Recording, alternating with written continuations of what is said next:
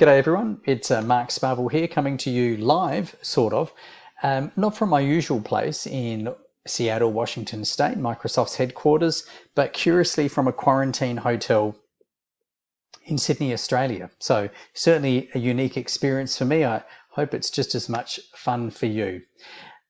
Now, if we're not already following one another on Twitter, why not? That's a bit sad. My Twitter handle is below. I'm constantly posting updates and information about technology, about emotional intelligence, and all sorts of other topics connected to education and education reform. I'm also the founder of a social and emotional learning group on Facebook. You can see the link down below. Come and join us. 8,700 people are busy there each and every day sharing best practice and next practice. When we think about Microsoft's commitment here to this topic around social and emotional learning, it stretches back in time to the very first version of the Education Transformation Framework, a model which we use across the globe to help institutions and systems to be able to engage in transformation. And it recognized way back in 2012 that the social and emotional learning dimension of the school was critical for that sustained success. In 2018, we partnered with McKinsey and Company Global Institute and published the Class of 2030 and Life Ready Learning, not college ready, not career ready, but life ready learning. And that was one of the places where social and emotional learning bubbled up as fundamental and not ornamental to success. Fast forwarding through, we worked with the Economist Intelligence Unit in 2019 to explore through emotion cognition in the age of AI, how were entire systems and countries addressing well-being, and we dug into some interesting information looking at, using the PISA data, who was progressing the fastest and was there any correlation with social and emotional learning approaches. You have to check the research to find the answer to that. All the way through to 2020, when we worked with new pedagogies for deep learning and published Education Reimagined, which not surprisingly highlighted well-being, particularly emotional well-being, as being critical as schools began returning back to hybrid models, back to face-to-face schools, or simply dealing with the aftershock of 2020 within their schools and their communities. So, how are you feeling today? Hopefully you're feeling well. If you'd like to see an example of an emotion check-in built using Microsoft Forms, there's a link below, aka.ms/how are you feeling. Feel free to follow that link now or some other time and have a go at dropping in your response. I like to use a graphic organizer for emotions like the mood meter, which is from the Yale Center for Emotional Intelligence and Evidence and Research Based, because what this does is it provides a scaffold to do three things, which I think are really important in a check-in. It's nice to be asked, but you can turn it into learning by introducing a scaffold. The mood meter organizes emotions from unpleasant through to pleasant emotions. And then each quadrant is organized by low energy to high energy. So straight away, it's interesting. It gets you curious, therefore, that hyper or ecstatic are high energy positive emotions, whereas maybe pleasant and proud are positive emotions but lower energy. Because we can't be at this high level all of the time, and this notion that this agenda is all about everybody being happy all of the time just simply isn't true. All emotions matter, and all emotions serve a purpose. And at times, I've recorded this about 6 times now, and the last time when the power went out in the hotel room, I think I was certainly in the angry phase.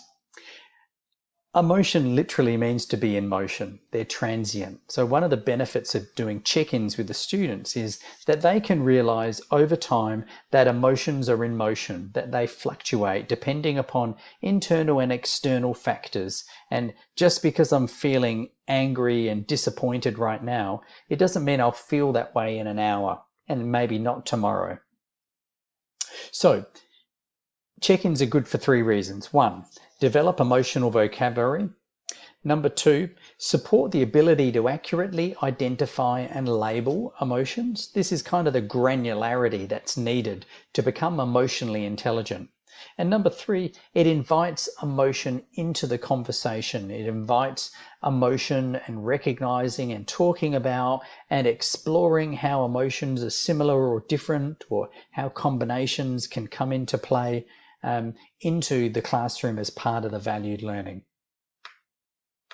So let's talk about social and emotional learning. What is it? There's a number of ways that social and emotional learning happens, and it's simply the process for developing social and emotional skills. It can range from prescriptive programs which have lesson progressions through to whole school approaches on well-being, which include emotional well-being as well as physical well-being, maybe spiritual well-being into that mix. Tech can play a role in a focus on social and emotional learning. A great paper by World Economic Forum has a lot of information on that. I think it was called New Visions towards social and emotional learning approaches with technology, and called out a number of ways that we can make approaches intentional and not accidental when it comes to developing emotional vocabulary, giving feedback around social and emotional skills, providing opportunities to practice and rehearse social and emotional skills.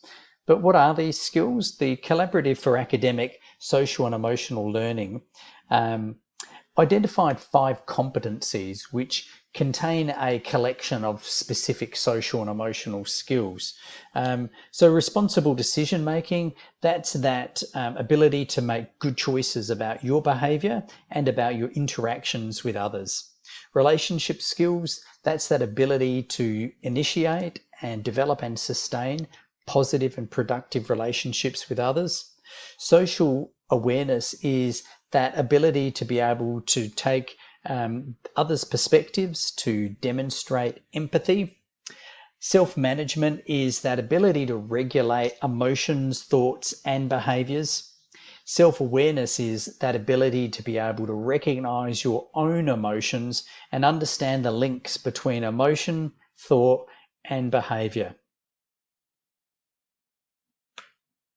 If we look at the big reasons why social and emotional learning matters so much, there's a host of research, 20 years plus of empirical evidence which identifies a clear link between a focus on social and emotional learning and lifelong benefits in work, in civic participation, in social life, and indeed subjective well-being, which is a fancy way of saying happiness.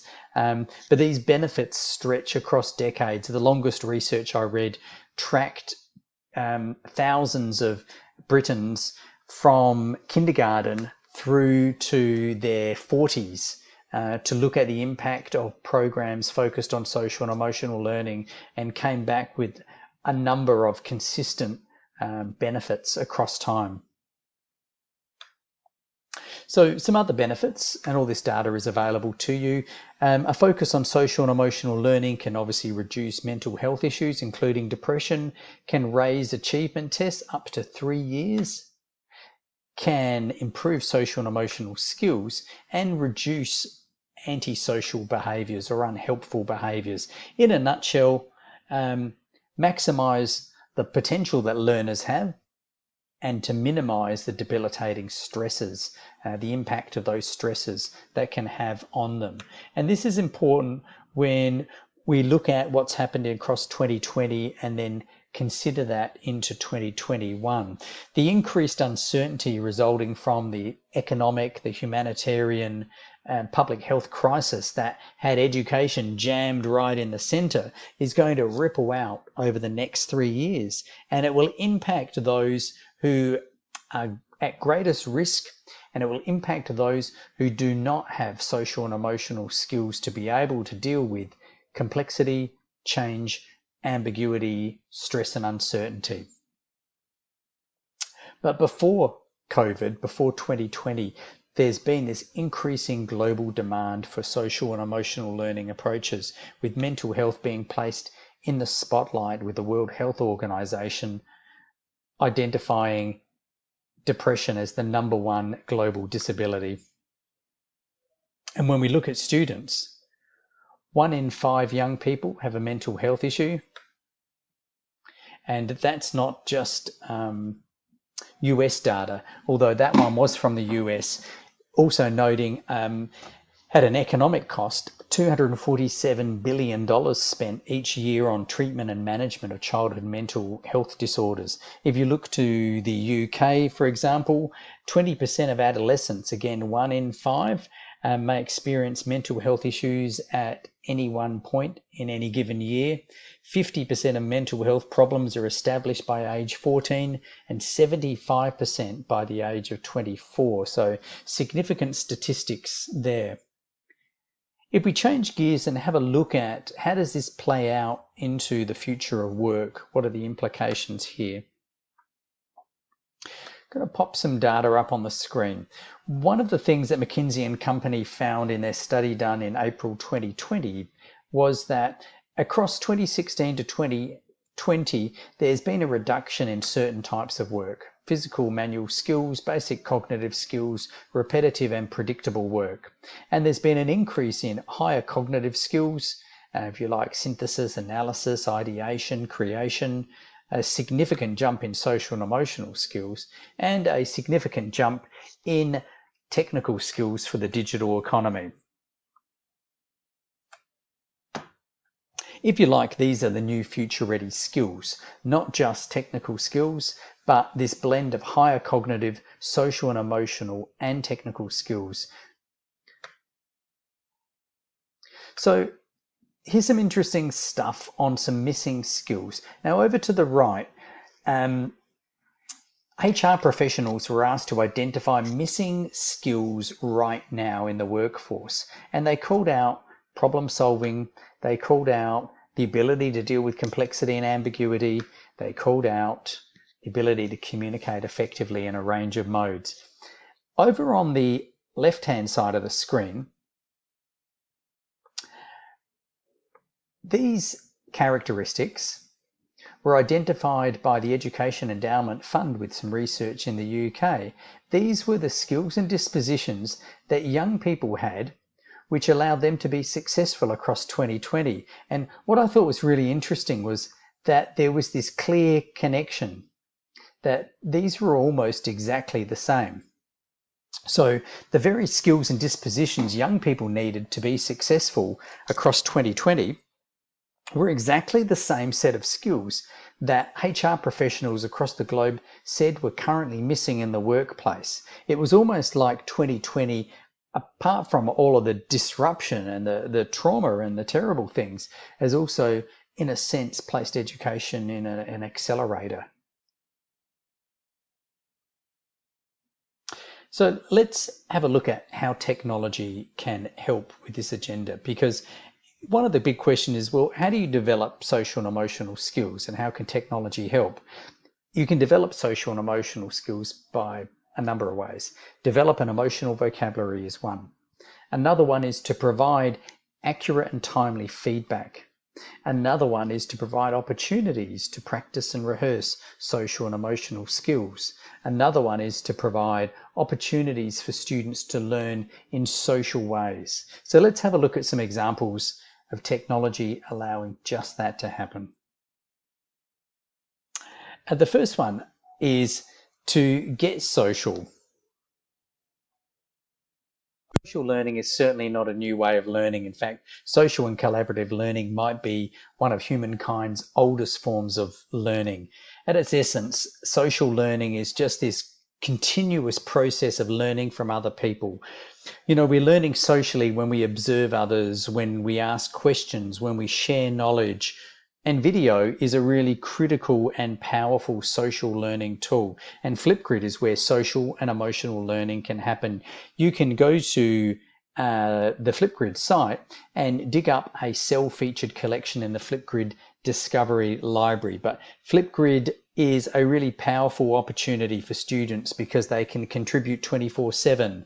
They can rehearse. Voice is captured and shared beyond the classroom, and with built-in read aloud, it provides a truly accessible experience for social learning.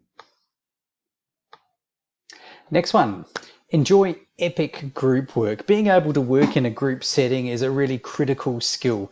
Students learn how to negotiate with others when they co-play, develop leadership skills, and also develop an understanding of their own strengths and the areas that maybe they need to work on. This is all to the purpose of them being able to contribute as part of a team. The World Economic Forum in their research called out sandbox environments like Minecraft as being really important for developing social and emotional skills because they incorporate several strategies, and success requires students to be resourceful, to take initiative, to secure essential elements, and to do that together. Personalising feedback in a number of tools. You can see on the screen, this example was using Teams. This gives students recognition, and it could seem trivial and whimsical, but learning is a social activity and emotions are the gatekeepers to motivation, cognition, and attention. And it's a basic human need to be seen, to be heard, and to feel that you matter. And where educators are using feedback tools which bring in delight and whimsy and fun, for goodness sake, students respond well to that. They feel like they're there and they matter. A picture is indeed worth 1,000 words. So example over here on the right in Teams is you can see two features. One is coming up in a moment, which is using the praise feature within Teams to give feedback, and the other is using the sticker packs, and a little bit more information on those coming up. Being an emotional detective is really important as opposed to being an emotion judge. And there's a number of built-in tools which can be used to help students develop that granularity and to be able to detect emotions and the difference between the two. There's some examples of a lesson idea that I've put together on the screen. Grab an emotion word list like you've seen today in Mood Meter or from Enchanted Learning, or generate one with your class, and then drop it into OneNote online and use tools like Immersive Reader to syllabify, to translate, use Picture Dictionary to have a look at those words, how they sound, how they feel, and how they're represented, or use one of our tools to simply build your own. These are exciting. Recognise and reward. In the Class of 2030 research, students said that they just didn't feel they were getting enough feedback around social and emotional skills. So this sticker pack that you can see is available in Microsoft Whiteboard. It's also available in OneNote. You can get it now in OneNote online, and it's a specific social and emotional learning sticker set. And it's built around the Big Five, which is a globally recognized framework for character development. It's also used by the OECD as part of their assessment program of social and emotional skills. So rather than providing a sticker that says nice or well done, you can provide a sticker which aligns to character traits, which calls out specific social and emotional skills, which collectively over time will give students feedback and will also give teachers insight around how the students are developing in terms of social and emotional skills. Now, we've looked at one version of a check-in using Microsoft Forms in this session. Another more automated approach is using Reflect, which is a messaging extension. It's available on GitHub, on open source, and it allows you to set up and establish a regular cadence of emotion check-ins with that data flowing back through into your collected data that you have sitting underneath that. So asking students, at a set time, it might be every Monday morning, or it might be at the end of the week, hey, how are you feeling about the week? Or how are you feeling about the week ahead? How are you feeling about the assignment? It provides prompts with ready-made responses for students to simply click and provide information and a response, and then that adds over time to the collection of information. And this is the important thing with check-ins, is that over time you start to get this data for both the individual but also for the class and indeed the school. How are we feeling? And last few places, opportunities to learn. So we partner with amazing groups like we.org, we places like Headspace, Yale and others, and develop assets and resources. So some ideas on the screen here are courses that have been built, available on the Microsoft Education Center. Plus we also have specific resource pages built on social and emotional learning. The top 10 cell ideas, which is constantly being added to, is available there, aka.ms cell top 10. Plus also join the community on Facebook and share ideas. And of course, resource page is constantly being updated with useful links and ideas that you can take and use. And the research itself, really important, is on the screen right here, and you can grab the resource and the research behind the resources. So thanks everyone. Consider this to be an introduction and an invitation. The introduction is to obviously Microsoft's commitment to social and emotional learning, and the invitation is to follow up with me to find out more. Thank you.